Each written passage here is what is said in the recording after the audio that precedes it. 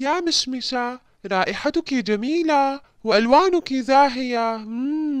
شكرا لك يا بقدونس، جعلتني أشعر بالخجل، ولكن لم لم تتغزل في فوائدي؟ لأنني لا أعرفها. ما هي فوائدك يا مشمش؟ أنا أخفف من أعراض الربو، وأنشط حركة الجهاز الهضمي، وأكافح الإمساك، وأعزز صحة العين، وأكافح السعال والنزيف والعقم والتشنجات. أوه، هذا حقا رائع. هل أنت جادة؟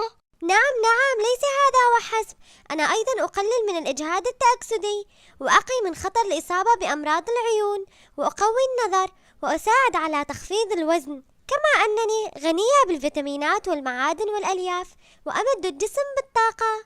عجيب، ولكن تبدين مرتبكة. أوه، لقد كشفتني، أنا لدي سر خطير سأخبرك به، لكن أرجوك لا تخبر به أحدا. نعم نعم، أخبريني، لن أخبر أحدا. إن الإفراط من تناولي يسبب مشاكل في الجهاز الهضمي، والصداع والتقيؤ والغثيان، وانخفاض ضغط الدم، وتلف الأعصاب والكبد. لا لا، أعذريني، يجب أن أحذر الجميع كي يكونوا على حذر. لا لا، أرجوك لا تفعل هذا.